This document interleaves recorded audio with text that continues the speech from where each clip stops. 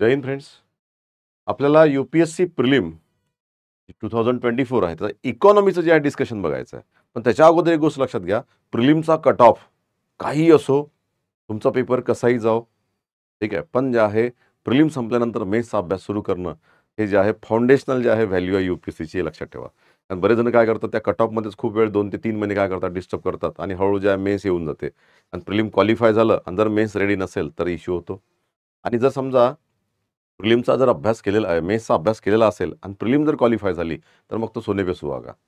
प्रिलिमचा अभ्यास केला असेल आणि समजा प्रिलिम डिस्क्वालिफाय झाली, तर नेक्स्ट प्रिलिम आणि मेन्स एकदम रॉकिंग राहते. म्हणजे कोणती प्रॉबिलिटी जर गेली, कोणती, ते तर जे आहे त्यामध्ये प्रिलिम झाल्यानंतर मेन्सचा अभ्यास जबरदस्त करणं हे कायचं अटल सत्य आहे.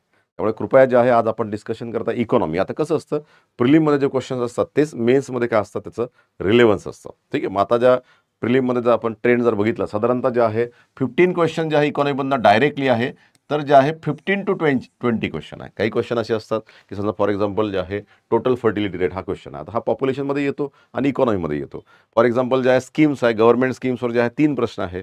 त्यानंतर जे असे बरेचसेच प्रश्न असतात की जे करंट अफेअरमध्ये सुद्धा असतात आणि प्युअर इकॉनॉमीमध्ये सुद्धा असतात. असे डायरेक्टली जे प्रश्न जर बघितले तर 15 प्रश्न इकॉनॉमीमधनं आहे, 15.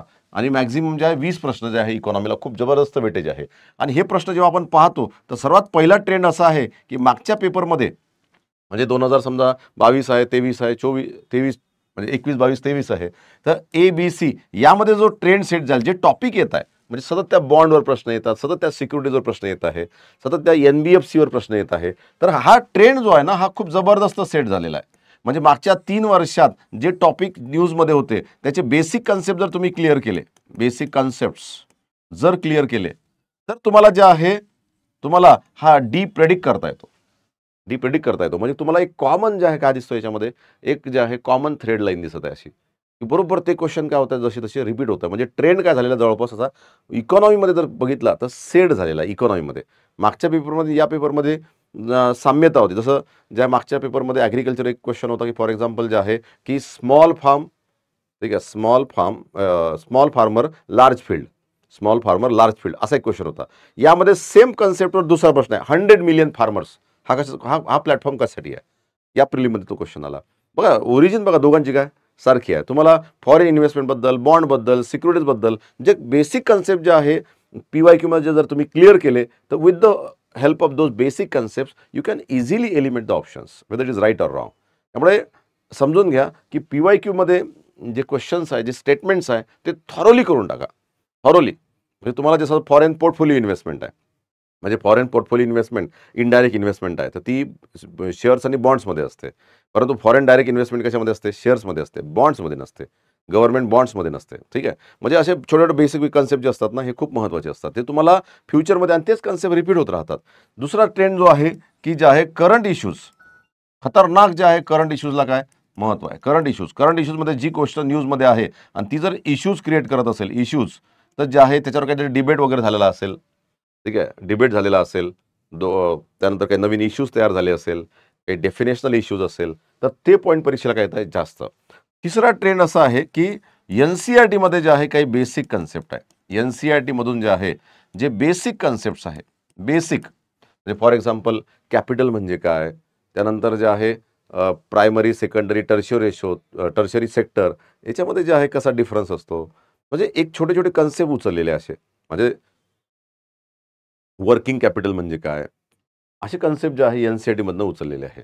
त्यामुळे जे आहे NCERT बेस्ड ट्रेंड सुद्धा काय झालेला याच्यात सेट झालेला आहे. त्यामुळे काही NCERT मधले जे बेसिक कन्सेप्ट्स आहे इकॉनॉमीमध्ये, ते सुद्धा तुमचे क्रिस्टल क्लिअर असणं काय गरजेचं आहे. मायक्रो इकॉनॉमिक्सची NCERT सुद्धा खूप महत्त्वाची NCERT आहे. तर बाकीच्या NCERT मधनं जे आहे काही महत्त्वाचे जे आहे एक कन्सेप्ट नक्की झालेला आहे. त्यामुळं हा असा एक ट्रेंड सेट झालेला आहे. त्यामुळे ट्रेंडला धरून जे काय करा, अभ्यास करा. आणि अभ्यास करत असताना करंट इश्यूज, एक NCERT आणि एक कुठलं basic book more than sufficient आहे. कारण की क्वेश्चन जे आहे करंट इश्यूज बेस्ड जास्त आहे आणि NCERT बेस्ड. असं ट्रॅडिशनल एखादं बुक जे आहे, फॉर एक्झाम्पल असे मोठे मोठे पुस्तक असे खूप वाचले पाहिजे असेतला काही प्रश्न नाही आहे. परंतु नेक्स्ट टाइम तुम्हाला सांगतो, जसं पॉलिटीचा ट्रेंड हा लक्ष्मीकांत बेस्ड होता, तसा इकॉनॉमीचा ट्रेंड होऊ शकतं नेक्स्ट टाइम, की एखाद्या विशिष्ट पुस्तकावर जे आहे येऊ शकतात. म्हणजे जे आपल्याला असं नाही की एखादी नोट्स तरी वाचून घ्यायची की मागच्या पूर्ण इंडियन इकॉनॉमीमध्ये कोणत्या ज्या आहे घडामोडी झाल्या, होऊ शकते एखादा स्टॅटिक्स पोर्शनवर जर इकॉनॉमीचे क्वेश्चन आले तर NCERT सोडून देतील आणि करंट इश्यूज सोडून देतील आणि एकदम स्टॅटिक, ठीक आहे. तर असं होऊ शकतं. त्यामुळे थोडा बॅलन्स अप्रोच ठेवा, कारण की हॉरिझॉन्टल रीच वाढवणं सुद्धा काय गरजेचं आहे, ठीक आहे. तसा हा इकॉनॉमीचा जे आहे बेसिक पेपर आहे, तर आपण जे आहे डिस्कस करूया, प्रत्येक क्वेश्चन जे आहे डिस्कस करू, ठीक आहे. ठीक आहे. आता हा जो पहिला question, the total fertility rate in an economy is defined as, total fertility म्हणतात. आता टोटल फर्टिलिटी रेट आपलं जे आहे टार्गेट काय 2.1, ठीक आहे. हम दो और हमारे 2.1 बच्चे, ठीक आहे. टोटल फर्टिलिटी रेट, ठीक आहे. तर म्हणजे जे आहे तर एका मातेला म्हणजे जे आहे average number of live births a woman would have by the end of her child bearing age. Child bearing age म्हणजे साधारणतः 15 ते जे आहे 45 असतं चाइल्ड बेअरिंग एज, ठीक आहे, किंवा रिप्रोडक्टिव्ह एज जर म्हटलं आपण, तर या एजमध्ये जे आहे एवढ्या number of live births per woman, ठीक आहे. तर हे किती असलं पाहिजे 2.1, ठीक आहे. आता जे आहे तर एक गोष्ट लक्षात घ्या की birth rate minus death rate, birth rate minus death rate याला काय म्हणतात, याला नॅचरल जे आहे पॉप्युलेशन ग्रोथ म्हणतात, natural population growth. Number of children born to a couple in their life time in a given population, तर हे याला नाही म्हणत आपण, ठीक आहे. Number of children born to a couple in their life time in a given population, ठीक आहे. त्यानंतर जे आहे the number of children born per 1000 people in the population in a year, तर हे सुद्धा काय रॉंग आहे, ठीक आहे. याला आपण क्रूड बर्थ रेट वगैरे म्हणू शकतो, ठीक आहे. तर त्यामुळे जे आहे लक्षात घ्या की हे ऑप्शन जे आहे जास्त राईट आहे, तर D should be the right answer, ठीक आहे. असं इथे जे आहे आता हे स्टेटमेंट सर्व लॉंग स्टेटमेंट आहे आणि बऱ्याच जे आहे याच्यामध्ये काय केलं आहे एकदम टेक्निकल पॉईंट काय केलं आहे परफेक्ट दिलेले आहे. असं हे जनरलाइज आहे, बाकी तर हे तर ॲब्सोल्युटली नाही आहे, हे सुद्धा जे आहे हे ॲब्सोल्युटली नाही आहे. त्यामुळे ह्या दोनमध्ये जे आहे तुम्ही कन्फ्यूज होऊ शकता. The number of children born to a couple in their life time, परंतु कसं असते average number of live birth हा शब्द खूप महत्त्वाचा आहे. म्हणजे तुम्हाला सांगतो total fertility ratio, infant mortality rate and maternal mortality rate, यामध्ये एक शब्द असतो लाईव्ह बर्थ्स, ठीक आहे. किती लाईव्ह बर्थ झाल्या, ठीक आहे. असं आता हेच जर समजा मॅटर्नल मॉर्टॅलिटी रेट जर असेल, माता मृत्यूदर, तर माता मृत्यूदर जे आहे तर की 1000 लाईव्ह बर्थच्या 1000 किंवा 1 लाख, ठीक आहे, 1000 किंवा 1 लाख, 1 लाख लाईव्ह बर्थच्या मागे किती मातांचा मृत्यू होतो, किती मातांचा मृत्यू होतो. Maternal mortality rate next time काय होईल, आता टोटल फर्टिलिटी रेट विचारला तर next time maternal mortality rate विचारू शकतो. आता मॅटर्नल मॉर्टॅलिटी रेटमध्ये काय असेल की जे आहे 1000 जे आहे किंवा 1 लाख, ठीक आहे, 1 लाख किंवा 1000 लाईव्ह बर्थ यापैकी एवढा एका वर्षात एक बाळाचा जन्म होतो लाईव्ह बर्थ, तर जे आहे की मातांचा मृत्यू म्हणजे कोणत्या वयोगटात 15 ते 45 वयोगटात, आणि कधी प्रेग्नन्सीमध्ये किंवा डिलिव्हरीच्या वेळेस किंवा आफ्टर डिलिव्हरी 28 दिवसात झाला असेल तर 28 डेज. बघा किती टेक्निकल डेफिनेशन आहे मॅटर्नल मॉर्टॅलिटी रेट. कारण की बघा कसं असते ए नंतर बी, बी नंतर सी, सी नंतर डी, असा एक ट्रेंड यामध्ये सेट झालेला आहे. त्यामुळे त्या रिलेटेड जे फॉर्म्युलेज असतात ते परफेक्ट करून ठेवायचे असतात. मॅटर्नल मॉर्टॅलिटी रेट बघा 1 लाख लाईव्ह बर्थ किंवा 1000 लाईव्ह बर्थ कोणतं एक घेऊ शकता. हे जर घेतलं तर जे आहे तर आपल्याला हे 100 पर्यंत अचीव करायचं आहे, 1000 घेतलं तर 1 पर्यंत अचीव करायचं आहे, इथपर्यंत कमी करायचं आहे. मग इथं जे आहे 15 ते 45 वयोगटातील मातांचा मृत्यू, ठीक आहे, रिप्रोडक्टिव्ह एजमध्ये, त्यानंतर ज्या केव्हा ड्युरिंग प्रेग्नन्सी किंवा ड्युरिंग डिलिव्हरी आणि आफ्टर डिलिव्हरी जर 28 डेजमध्ये जर झाला तर त्याला म्हणतात जे आहे मॅटर्नल मॉर्टॅलिटी रेट. मग हा पॉईंट महत्त्वाचा आहे की मॅटर्नल मॉर्टॅलिटी रेटमध्ये मॉर्टॅलिटी म्हणजे आहे कोणती कन्सिडर केली जाते, तर ड्युरिंग प्रेग्नन्सी, ठीक आहे, ड्युरिंग डिलिव्हरी आणि post delivery within 28 days after birth, ठीक आहे. तर असं जे आहे कन्सेप्ट परीक्षेला काय होतात येत असतात. म्हणून टोटल फर्टिलिटी रेट जे आहे तर जेव्हा आपण पाहतो तेव्हा जे आहे तर आपल्याला हा भाग काय खूप महत्त्वाचा आहे, ठीक आहे. म्हणून जे आहे आता आपल्याला जे आहे जेव्हा आपण म्हणतो की पॉप्युलेशन नॅशनल पॉप्युलेशन पॉलिसी 2000 यानुसार जे आहे आपला टोटल फर्टिलिटी रेट जे आहे 2.1 झाला पाहिजे. म्हणजे आपण रिप्लेस करू कशाला, हम दो और हमारे 2.1 बच्चे, म्हणजे मदर अँड फादर, तर सन अँड डॉटर, असं दोघं एकमेकाला काय केले पाहिजे रिप्लेस केले पाहिजे. आणि हळूहळू म्हणजे आपल्याला रिप्लेसमेंट कधीपर्यंत अचीव करायची होती 2010 पर्यंत, आणि पॉप्युलेशन स्टेबल कधी करायची होती 2045 पर्यंत. मग आपल्याला जे आहे की आपण जे आहे त्याला काय केलं क्लॅरिफाय केलं असं, आणि एक प्रॉपर टार्गेट ठेवले, ठीक आहे. असं आता जे आहे दुसरा एक प्रश्न परीक्षेला येऊ शकतो, कपल प्रोटेक्शन रेशो कशाला म्हणतात, ठीक आहे, की जे आहे जेवढे कपल आहेत ठीक आहे. त्यापैकी किती कपल जे आहे फॅमिली प्लॅनिंगचे जे आहे मेजर्स घेऊन जे आहे फॅमिली प्लॅन करतात, त्याला म्हणतात couple protection ratio. Family planning methods use करून जे आहे, तर किती कपल्स जे आहे काय करतात, फॅमिली प्लॅन करतात, त्याला म्हणतो कपल प्रोटेक्शन रेशो. मग आता कसं हा प्रश्न आला ना, याच्या संबंधित बाकीच्या टर्म जे आहे तर वेगवेगळ्या स्वरूपात प्रश्न परीक्षेला येऊ शकतो, कारण हा ट्रेंड दिसतोय आता. ठीक आहे. हा एक क्वेश्चन आहे. नेक्स्ट क्वेश्चन जे आपण बघू. आता हा क्वेश्चन बघा. आता consider the following statement. In India एनबीएफसीचा क्वेश्चन आहे, non banking financial company can access the liquidity adjustment facility window of the Reserve Bank of India. आता रिझर्व्ह बँक ऑफ इंडियामध्ये आपण मॉनिटरी पॉलिसी पाहिली होती. मॉनिटरी पॉलिसीमध्ये quantitative measures, qualitative measures. Quantitative मेजर्समध्ये जे आहे एक लिक्विडिटी ॲडजस्टमेंट फॅसिलिटी लागू केली होती. आणि लिक्विडिटी ॲडजस्टमेंट फॅसिलिटीमध्ये रेपो रेट आणि रिव्हर्स रेपो रेट येतात, दोन गोष्टी येतात. शॉर्ट टर्म जे आहे मनी सप्लाय मॅनेजमेंट किंवा लिक्विडिटी मॅनेजमेंट, तर हे जे आहे कोणाला लागू आहे, हे बँक्सला लागू आहे. हे कोणाला लागू आहे, बँक्सला. हे एनबीएफसीला लागू नाही आहे. ठीक आहे, एनबीएफसीला लागू नाही आहे. NBFC non banking financial company यांना CRR SLR हे काही रेशो लागू नसतात. मॉनिटरी पॉलिसीच्या अंडर हे RBIच्या डायरेक्ट अंडर नसतात. नॉन बँकिंग फायनान्शियल कंपनी हे कॉमन फायनान्शियल कंपनी आहे. ठीक आहे. त्यामुळे जे आहे तर इथं लिक्विडिटी ॲडजस्टमेंट फॅसिलिटीमध्ये जे आहे window of the Reserve Bank of India, तर हा इश्यू जे आहे तर थोडासा काय कंट्रोवर्शियल इश्यू आहे. बघा आता आता पहिले कसं होतं की तुम्ही बघा आफ्टर 2008 फायनान्शियल मेल्टडाऊन इन USA जेव्हा ग्लोबल रिसेशन स्टार्ट झालं, तेव्हा जे आहे की ट्विन बॅलन्स शीट समस्या भारतात सुरू झाल्या. त्यामुळे बँक्स जे आहे तर बँक्सच्या ज्या बॅलन्स शीट लॉस मेकिंग सुरू झाल्या. त्यामुळे त्यांचे NPA वाढले, नॉन परफॉर्मिंग असेट्स. आणि मग इंद्रधनुष्य मिशन वगैरे लॉन्च केलं. पण त्यानंतर जी तो प्रॉब्लेम हळूहळू सेटल डाऊन नाही होत, तर नॉन बँकिंग फायनान्शियल कंपन्या हे जे आहे तर यांचे नॉन परफॉर्मिंग असेट्स काय होत आहे, वाढत आहे. नॉन परफॉर्मिंग असेट्स काय होत आहे, वाढत आहे. मग यांना नॉन परफॉर्मिंग असेट्स वाढत आहे, तर यांना जे आहे कर्ज वसुली करण्याचा अधिकार दिला पाहिजे. म्हणून जो सरफेसी ऍक्ट आहे, आता हा बघा, हा करंट अफेअरमध्ये काय होतं, पॉईंट न्यूजमध्ये होता. सरफेसी ऍक्ट 2002 या अंतर्गत बँकांना अधिकार होता आतापर्यंत. आता या अंतर्गत एनबीएफसीला सुद्धा काय कर्ज वसुलीचे अधिकार दिलेले आहे. ठीक आहे. जसं बँकाला होते तसे एनबीएफसी होते. मग एनबीएफसी सरफेसी ऍक्ट अंडर येतं का, तर येतं. तर त्याला आता ऍड केलेलं आहे. परंतु जे आहे इथं अजून ही फॅसिलिटी जी आहे यांना अवेलेबल झाली नाही. त्यामुळे जे आहे इथं लक्षात घ्या, कारण की मॉनिटरी पॉलिसीची डायरेक्ट कंट्रोल जे आहे RBIचा कोणाकडे, तर एक तर कमर्शियल बँक आणि दुसरं कोऑपरेटिव्ह बँक्स. ठीक आहे. In India foreign institutional investor can hold the government securities. हे स्टेटमेंट बरोबर आहे. ठीक आहे. फॉरेन इन्स्टिट्यूशनल इन्व्हेस्टर म्हणजे फॉरेन पोर्टफोलिओमध्ये ते जे फॉरेन इनडायरेक्ट इन्व्हेस्टमेंट असते ती जे आहे शेअर्स आणि बॉन्ड्समध्ये इन्व्हेस्टमेंट करता येतं, त्यामुळे इट्स अलाउड. पण फॉरेन डायरेक्ट इन्व्हेस्टमेंट ही बॉन्ड्समध्ये, काही विशिष्ट बॉन्ड्समध्ये अलाउड नसते. फॉरेन डायरेक्ट इन्व्हेस्टमेंट शेअर्समध्ये इन्व्हेस्टमेंट अलाउ असते, पण FDI अलाउ नसते. FPI अलाउ असते. FPI मध्ये काय येणार, फॉरेन पोर्टफोलिओ इन्व्हेस्टमेंटमध्ये QFI, त्यानंतर FI, त्यानंतर ADR, त्यानंतर GDR. त्यामुळे हे स्टेटमेंट काय राईट आहे. In India stock exchange can offer separate trading platform for debts, तर that is also allowed. Debt म्हणजे जे आहे जिथं आपण काय करतो, बॉन्डची खरेदी विक्री करतो, बॉन्डची सेपरेट प्लॅटफॉर्म. मग त्या बॉन्डमध्ये जे आहे तर डिबेंचर्स येतात किंवा गव्हर्नमेंट सिक्युरिटीज येतात. वेगवेगळे जे आहे कन्सेप्ट्स आहे बॉन्डचे. फक्त कन्सेप्ट ओव्हरऑल जे आहे जे डेटेड सिक्युरिटीज म्हणतो आपण त्याला, ज्याला कर्ज रोखे म्हणतो, तर तो कन्सेप्ट काय बॉन्ड्स. आणि बॉन्डचे वेगवेगळे प्रकार असतात. फॉर एक्झाम्पल डिबेंचर्स आहे. ठीक आहे. गव्हर्नमेंटचे बॉन्ड असेल त्याला आपण गव्हर्नमेंट सिक्युरिटीज म्हणतो. कंपन्या असेल त्याला कमर्शियल पेपर म्हणतो. बँकांचे असेल तर सर्टिफिकेट ऑफ डिपॉझिट म्हणतो, CDs म्हणतो.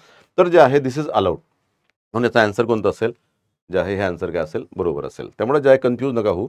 कसं असतं, आता हे जे स्टेटमेंट येतं ना परीक्षेला की FIला जे आहे बॉन्डमध्ये इन्व्हेस्ट करता येतं, याला नाही करता येत वगैरे वगैरे असं, तर हा कन्सेप्ट जे आहे कसं असतं की करंट अफेअरमध्ये काहीतरी त्या गोष्टींवर काय असते, इश्यू सुरू असते, म्हणजे कंट्रोवर्सी सुरू असतात. ठीक आहे. या पॉईंटवर मग बरोबर तो प्रश्न काय होतो, परीक्षेला येतो.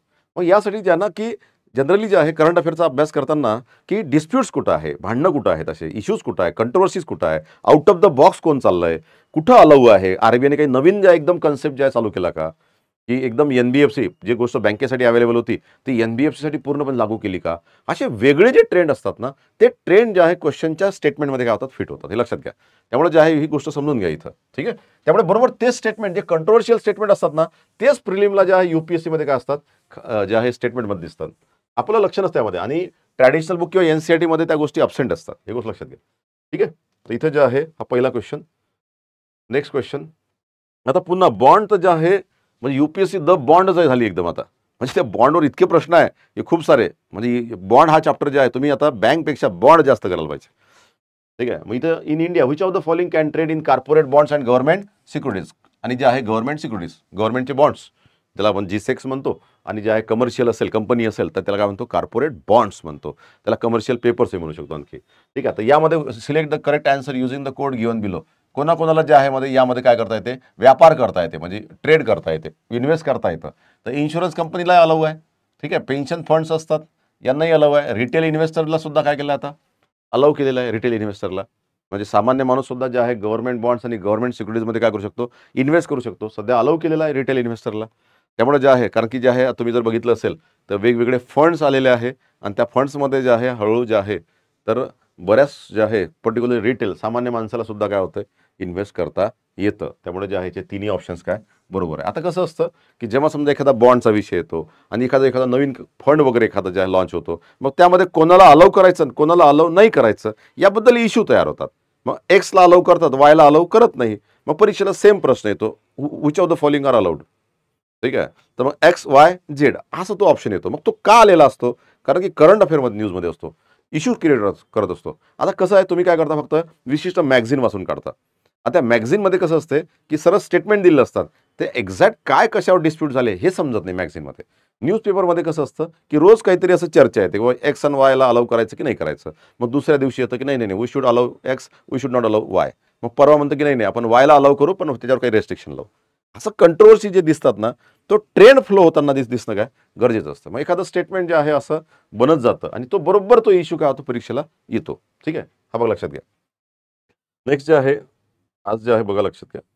Consider the following statement which of the above are consider financial instruments. आता बघा, हा तुम्हाला जर वाटत असेल की फिनान्शियल इन्स्ट्रुमेंट हा शब्द खूप महत्त्वाचा आहे. ठीक आहे. आता हा क्वेश्चन जे आहे old wine in new bottle आहे. ठीक आहे. म्हणजे ऑलरेडी हा क्वेश्चन आलेला आहे. आता एक सर्वात महत्त्वाचा ट्रेंड जे आहे की UPSC क्वेश्चन काय होत आहे, रिपीट होत आहे. आता बघा, आता इथं जे आहे कसं आहे की फायनान्शियल जे आहे इन्स्ट्रुमेंट्स आणि नॉन फायनान्शियल इन्स्ट्रुमेंट्स हे दोन गोष्टी समजल्या पाहिजे. फायनान्शियल म्हणजे काय असते, इधर से लेना और उधर देना असं जर असेल.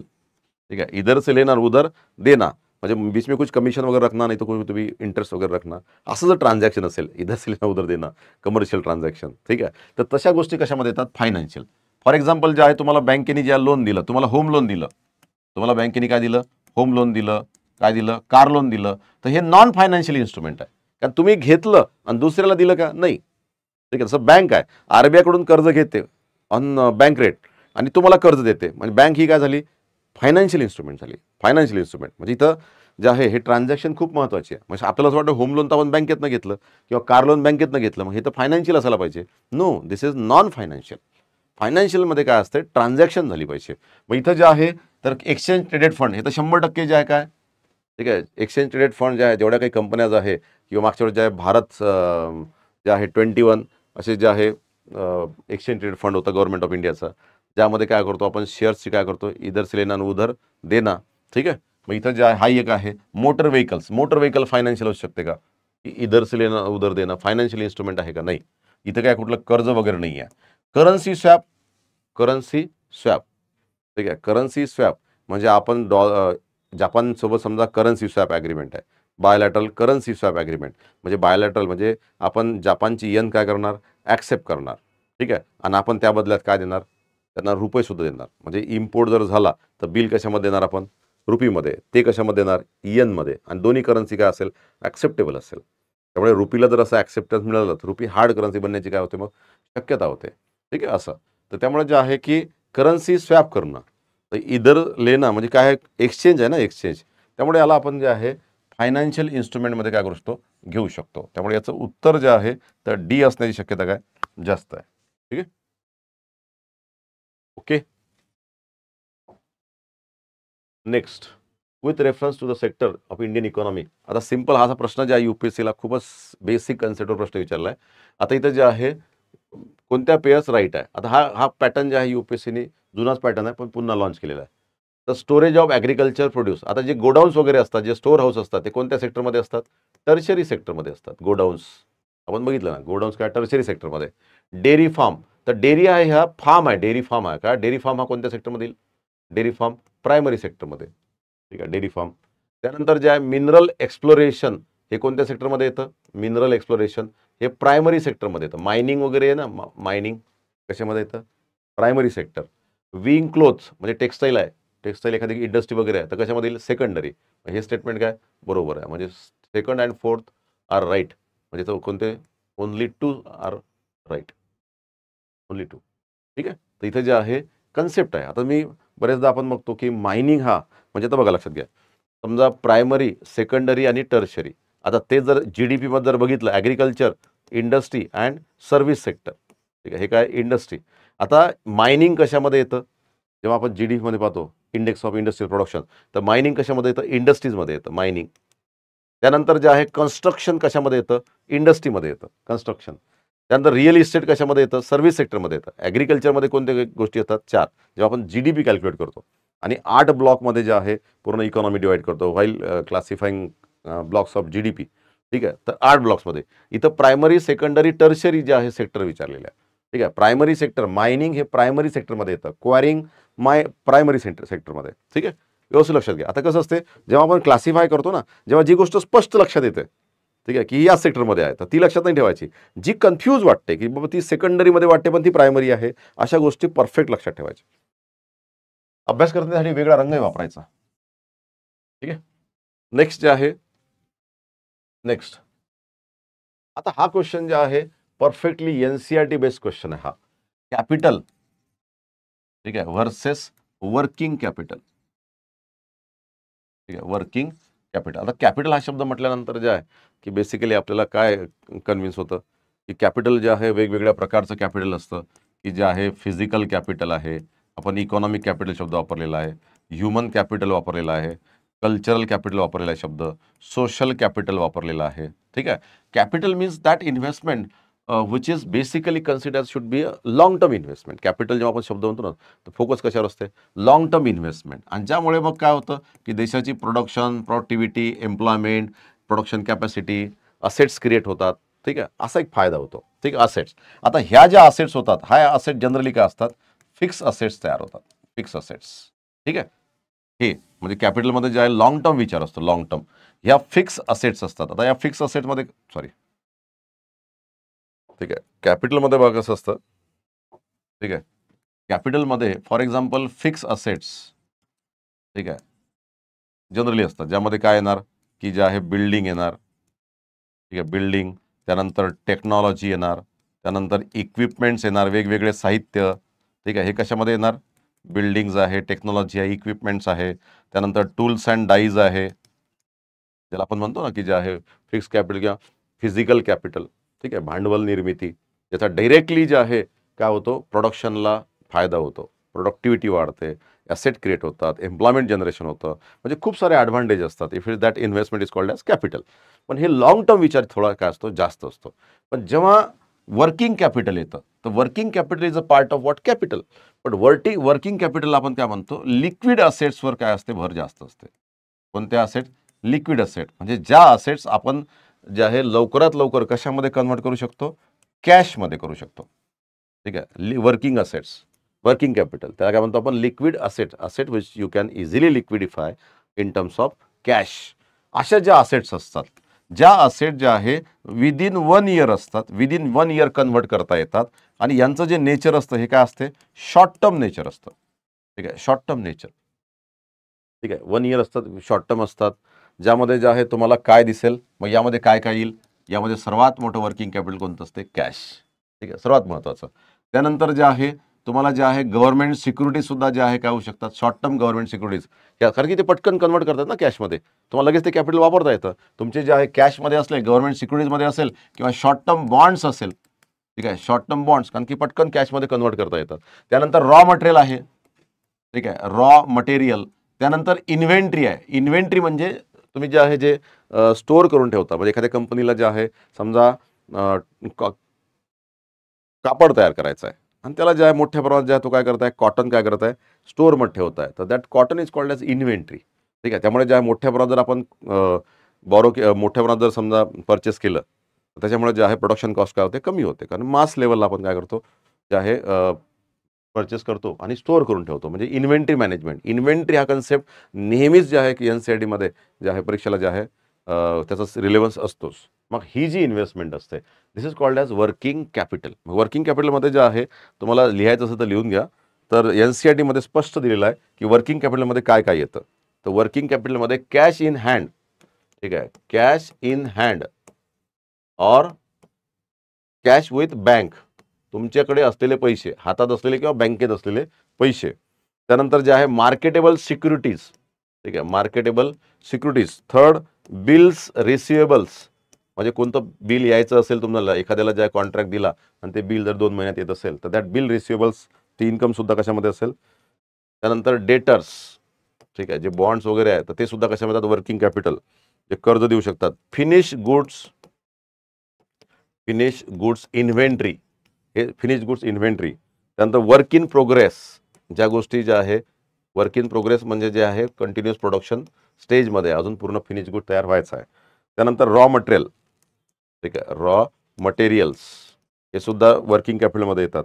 आणि जे आहे प्रीपेड एक्सपेन्सेस, ठीक आहे, प्रीपेड एक्सपेन्सेस. तर या सर्व गोष्टी ज्या आहे कशामध्ये येतात तर आपल्याला वर्किंग कॅपिटलमध्ये येतात. एक्सपेन्सेस. तो आता यामध्ये ओव्हरऑल जे आता यामध्ये बघा फार्मर्स फ्लो. आता फार्मर्स फ्लो जे आहे इक्विपमेंट आहे, हे वर्किंग कॅपिटल नाही आहे फार्मर्स फ्लो. तर जे आहे कम्प्युटर सुद्धा काय फिक्स कॅपिटल. यान यूज बाय द विवर, यान यूज बाय द विवर हे रॉ मटेरियल आहे, तर हे काय असायला पाहिजे, हे काय असायला पाहिजे, वर्किंग कॅपिटल असायला पाहिजे. पेट्रोल सुद्धा काय असायला पाहिजे, रॉ मटेरियल. कोणतं आहे, वर्किंग कॅपिटल असायला पाहिजे. हे बरोबर स्टेटमेंट आहे, ठीक आहे, हे स्टेटमेंट काय बरोबर आहे, ठीक आहे. त्यानंतर जे आहे तर कम्प्युटर हे काय फिक्स कॅपिटल आहे, ठीक आहे. फार्मर्स फ्लो हा कोणता कॅपिटल आहे, फिक्स कॅपिटल आहे, ठीक आहे. फार्मर्स फ्लो, नांगर जे आहे ना, नांगर हा जे आहे काय फिक्स कॅपिटल आहे. म्हणजे फिक्स म्हणजे जे आहे की फिजिकल कॅपिटल म्हणता येईल त्याला, वर्किंग नाही म्हणतात, कारण वर्किंगमध्ये आपण रॉ मटेरियल घेतो, ठीक आहे. इक्विपमेंट कशामध्ये घेतो, इक्विपमेंट, टूल्स, डाईज, टेक्नॉलॉजी, ठीक आहे, बिल्डिंग, ठीक आहे, हे सर्व कशामध्ये घेतो, नॉर्मल कॅपिटलमध्ये, कारण हे लॉंग टर्म विचार असतो, लॉंग टर्म, ठीक आहे असं. मग इथं जे आहे तर कम्प्युटर हे फिक्स कॅपिटल आहे. यान यूज बाय विवर, ठीक आहे, this is working capital, this is working capital. आणि काय विचारलं आहे, करेक्टली मॅच विचारलेलं आहे. तर कोणत्या 2 पेअर करेक्टली मॅच आहे, की this pair and this pair, 2 and 4. Okay, only 2. तर B should be the answer, ठीक आहे. Question number 4. With reference to the rules imposed by the Reserve Bank of India while treating foreign banks, consider the following statement. There is no minimum capital requirement for wholly owned banking subsidiaries in India. आता no minimum capital requirement असं होतच नाही. कोणती bank असेल, म्हणजे public sector bank, private bank, और commercial bank, और payment bank, और स्मॉल बँक, तर मिनिमम जे आहे पेडअप कॅपिटल लागतं असतं. याला किती आहे, $5 billion, ठीक आहे, $5 billion. त्यामुळे हे स्टेटमेंट रॉंग आहे. For wholly owned banking subsidiaries in India. आता हे फॉरेन बँकवर प्रश्नच नव्हता आला आजपर्यंत, फॉरेन बँकवर. तर फॉरेन बँकवर यांनी यावर प्रश्न सेट केला. At least 50% of the board members should be Indian nationals. ते बरोबर आहे. तर याचं स्टेटमेंट काय, B is the answer. With reference to corporate social responsibility (CSR) rules under Indian Company Act, the CSR rules specify that expenditure that benefit the company directly or its employees will not be considered as CSR. Exactly right. म्हणजे जे आहे ज्या कंपन्यांचं जे आहे net profit जे आहे net प्रॉफिटच्या at least 2%, ठीक आहे, नेट प्रॉफिटच्या ॲटलिस्ट 2% जे आहे त्यांना सोशल ॲक्टिव्हिटीज जे आहे वर खर्च करणं काय असते, बंधनकारक असते अंडर कंपनी ॲक्ट, ठीक आहे. तर त्यामध्ये त्याला म्हणतो आपण कॉर्पोरेट गव्हर्नन्स. आणि under corporate governance there is a corporate ethics, ठीक आहे, कॉर्पोरेट इथिक्स. आणि under corporate ethics this is corporate social responsibility. तर त्या अंतर्गत त्यांनी खर्च केलं पाहिजे. त्यामध्ये कंपनीची जे डायरेक्ट बेनिफिट ज्या गोष्टी होतात त्या गोष्टी ज्या आहे CSRच्या एक्सपेंडिचरमध्ये कन्सिडर केल्या जात नाही. आणि या CSRच्या एक्सपेंडिचरला जे आहे इन्कम टॅक्स काय असते, एक्झेम्पशन असतं. त्यामुळे हा स्टेटमेंट बरोबर आहे. CSR rules do not specify minimum spending on CSR. नाही असं दिलेलं आहे, हे रॉंग स्टेटमेंट आहे. कारण 2% दिलेलं आहे स्पष्ट, at least 2% of the net profit, ठीक आहे. त्यामुळे हे स्टेटमेंट रॉंग आहे. ए बरोबर आहे. तर A should be the answer. Next जे आहे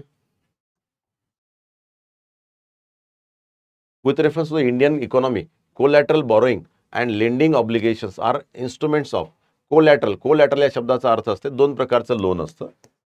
एक असते जे आहे कोलॅटरल आणि दुसरं कोलॅटरल आणि एक जे आहे कोलॅटरल फ्री. ठीक आहे, ज्याला आपण म्हणतो सिक्युअर्ड लोन्स किंवा मराठीत त्याला म्हणतो तारण कर्ज किंवा जे आहे नॉन सिक्युअर्ड लोन्स. ठीक आहे, तारण कर्ज किंवा बिगर तारण कर्ज म्हणजे कुठली तरी त्या असेट तुम्हाला मॉर्गेज करावी लागेल त्यानंतर तुम्हाला कर्ज मिळेल.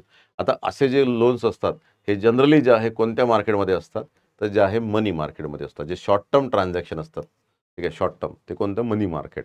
म्हणजे जे आहे तुम्ही समजा गोल्ड लोन घेतलं, गोल्ड मन्नपुरम, ठीक आहे, तर त्यामध्ये जे आहे की गोल्ड लोन जे आहे घेऊ शकता तुम्ही, तर ते शॉर्ट टर्म लोन असेल. तर असे जे कोलॅटरल लोन्स आहे, collateral borrowings and lending obligations हे जनरली कोणत्या मार्केटमध्ये चालतात तर मनी मार्केटमध्ये. पुन्हा प्रश्न हाच, सेम प्रश्न आहे हा.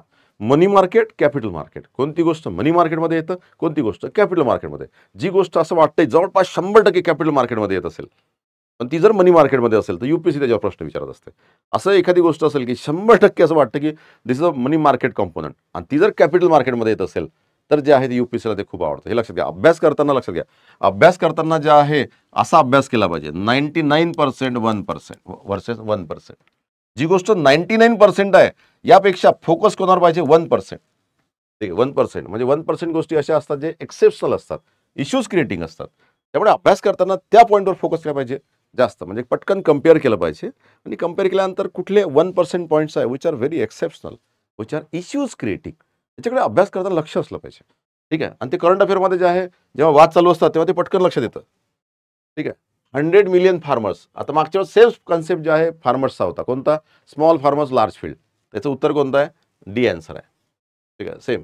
It is a platform with the mission of encouraging the farmers to form farmer product organization or agriculture consortiums, thus facilitating the access to global open markets to sell their products. त्याचं उत्तर काय, D.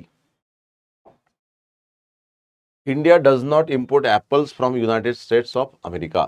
Wrong आहे. In India, law prohibits the import of genetically modified food without the approval of competent authority, that is genetic engineering approval committee. GEC चा approval पाहिजे आपल्याला, त्यानंतरच करता येतं. त्यामुळे हे स्टेटमेंट बरोबर आहे. त्यामुळे first statement is incorrect and second is right. D should be the answer. बरेच ठिकाणी डी आन्सर आहे. ठीक आहे, आता इथे जे आहे पॉलिटीचा क्वेश्चन, पॉलिटीचं डिस्कशन ऑलरेडी जे आहे मी काल दिलेलं आहे. ठीक आहे, आज इकॉनॉमी आहे.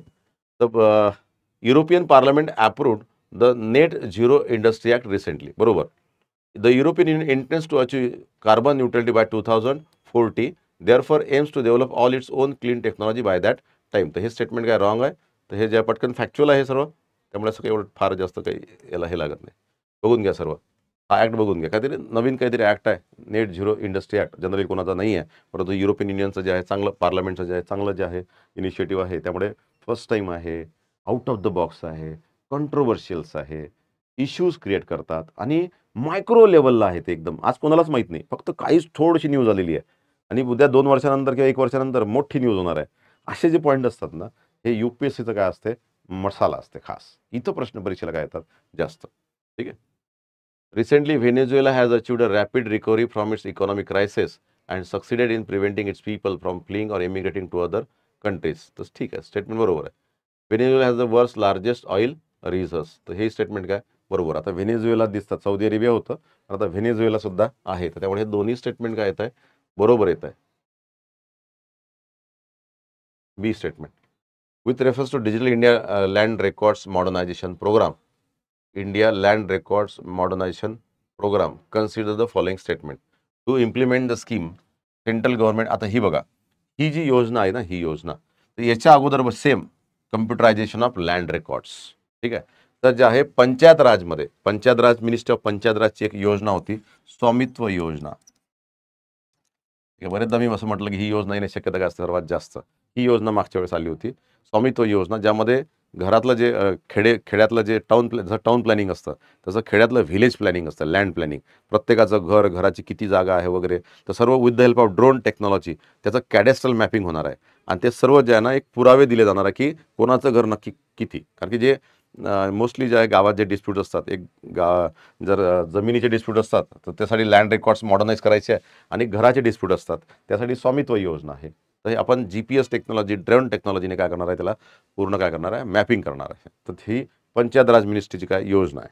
आता ही दुसरी योजना आहे, to implement the scheme central government provides 100% funding. कारण की हे सेंट्रल स्कीम आहे. सेंट्रली स्पॉन्सर्ड असेल तर 60-40, पण सेंट्रल स्कीम असेल तर 100%. Under the scheme cadastral maps are digitise.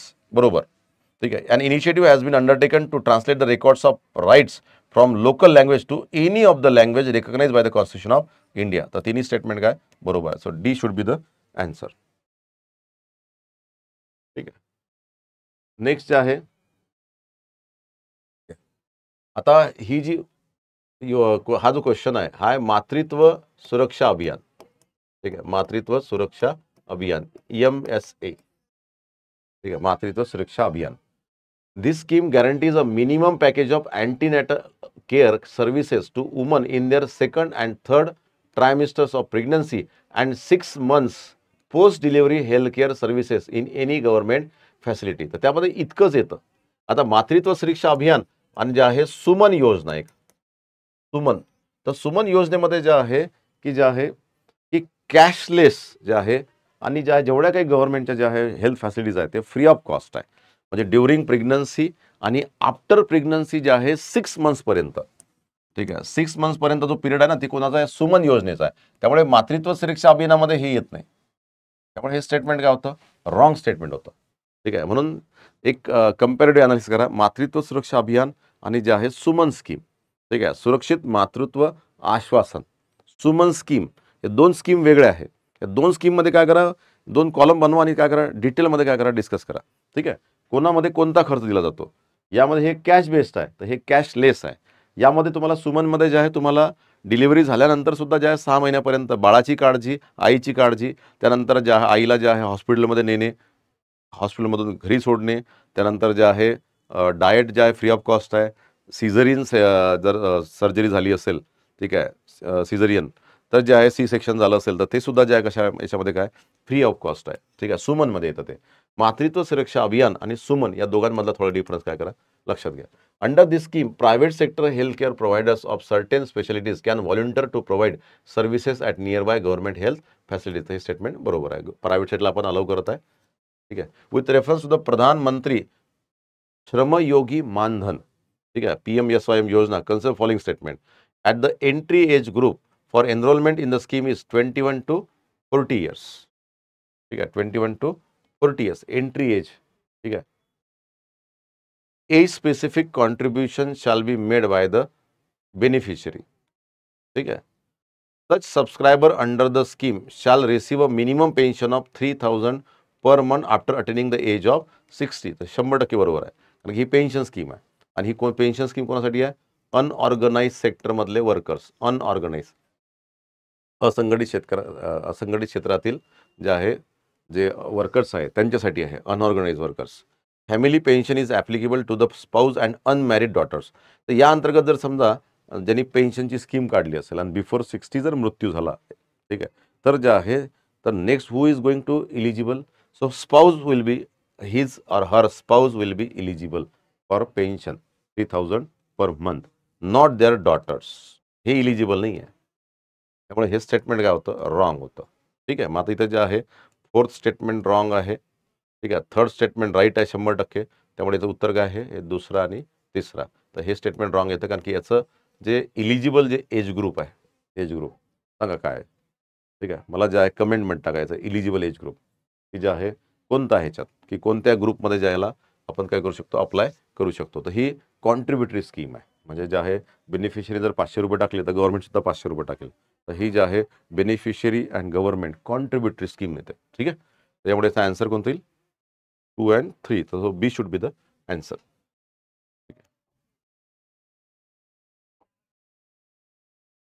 ठीक आहे, in USA where to, if the USA were to default on its debt, holders of US Treasury bonds will not be able to exercise their claims to receive payments. म्हणजे statement 1 आहे.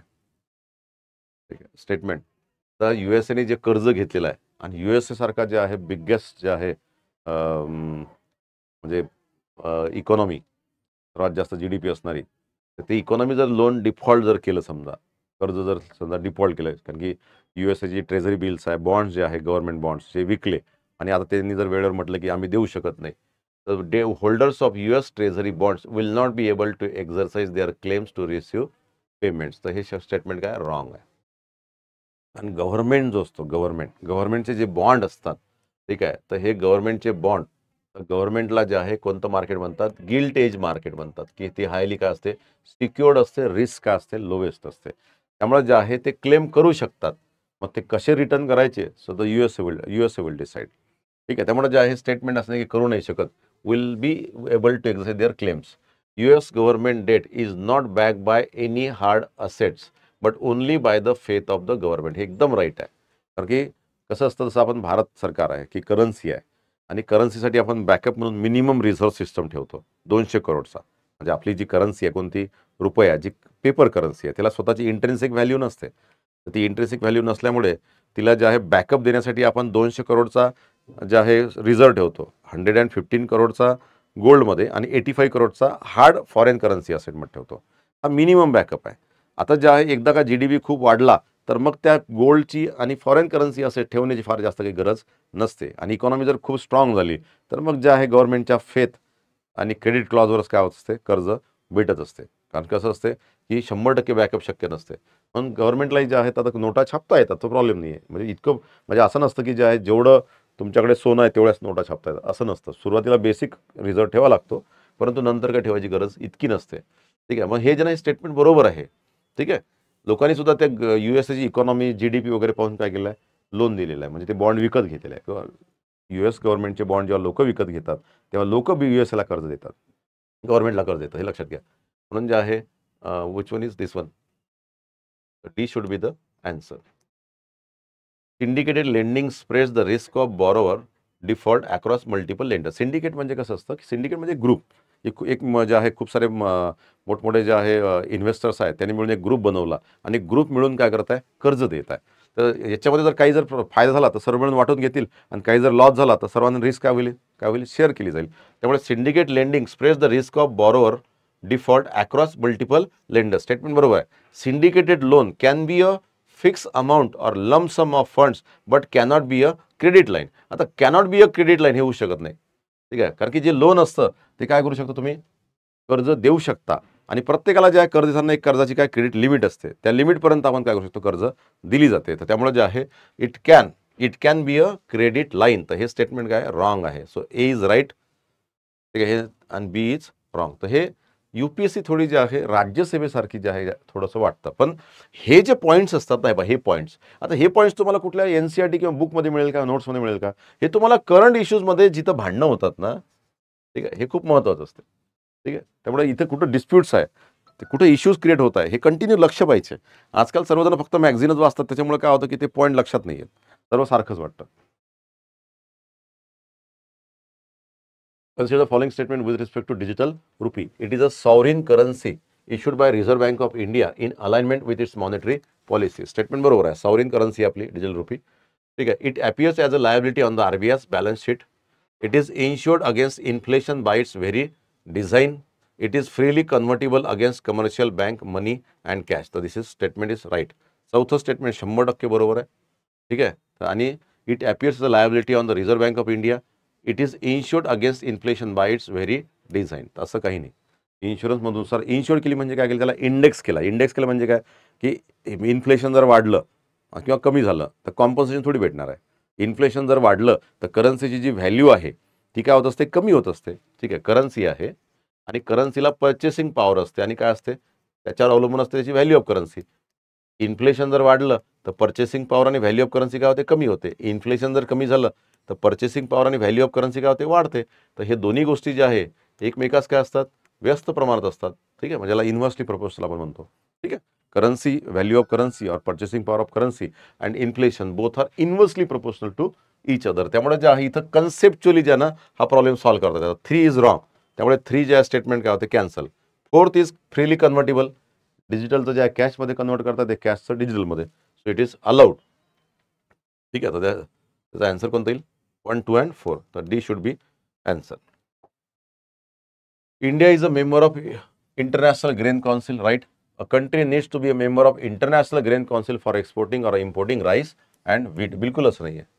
ठीक आहे, India असं कोणतीच जे आहे कन्सॉर्शियम, असं जे आहे इंटरनॅशनल कन्सॉर्शियम, असे काही रिस्ट्रिक्शन जे आहे लावू शकत नाही. त्यामुळे जे आहे तर लॉजिकली आपल्याला घेता येतं की तर A should be the answer. Okay, this is about what Indian economy. So next time जे आहे, नेक्स्ट टाइम आपण पूर्ण GSचे जेवढा काही पूर्ण पेपर झाला तर त्याच्यामध्ये जे आहे त्याचे सोर्सेस आणि त्याचं क्रिटिकल अनालिसिस जे आपण नेक्स्ट ज्या व्हिडिओमध्ये बघूया. So this is about what economy. पॉलिटीबद्दलही व्हिडिओ अपलोड केलेला आहे. जॉग्राफीबद्दल बाय भुसारी सर, तर यांनी अपलोड केलेला आहे. त्यामुळे आणि current affair Indrajit Yadav sir, तर इंद्रजित यादव सर जे आहे जे करंट अफेअर जे त्यांचं जे क्वेश्चन्स जे आहे तर ते सुद्धा ऑनलाईन जे आहे डिस्कस करत आहे. आता एक लक्षात घ्या, कुठली एक्झाम हो त्या एक्झामचे लास्ट इयर्स प्रिव्हियस क्वेश्चन जे आहे वाचून घेतले पाहिजे, त्याचं क्रिटिकल अनालिसिस केलं पाहिजे, कारण की त्याच ट्रेंडने समोरचे क्वेश्चन्स काय होतात येत असतात, किंवा त्यातले कन्सेप्ट्स आपल्याला भविष्यात काय होतात एलिमिनेट करण्यासाठी काय होतात कामी पडतात. कारण की सेंटर ऑफ जे गेसिंग असतं ते PYQ आणि करंट इश्यूज असतात, हे लक्षात घेतलं पाहिजे आणि त्यानुसार स्मार्ट अभ्यास केला पाहिजे. ओके, ठीक आहे. तर जजमेंटल होऊ नका. प्रिलिमचा स्कोर काही येऊ, मेन्सचा तगडा अभ्यास करा, कारण जोपर्यंत मेन्स तगडी होत नाही तोपर्यंत प्रिलिम जे आहे क्रॅक होत नाही. कारण मेन्सचा खूप हॉरिझॉन्टल आणि वर्सटाईल अभ्यास असतो आणि कन्सेप्च्युअल क्लॅरिटीवर खूप जास्त भर असतो. मेन्समध्ये आपल्याला हा प्रश्न पडतो की जे आहे FDI आणि FPI मध्ये एक्झॅक्ट डिफरन्स काय असतो जेव्हा आपल्याला लिहायची वेळ येते. त्यामुळे कन्सेप्च्युअल क्लॅरिटीसाठी मेन्सचा अभ्यास करा. Okay, thank you very much. जय हिंद, जय भारत.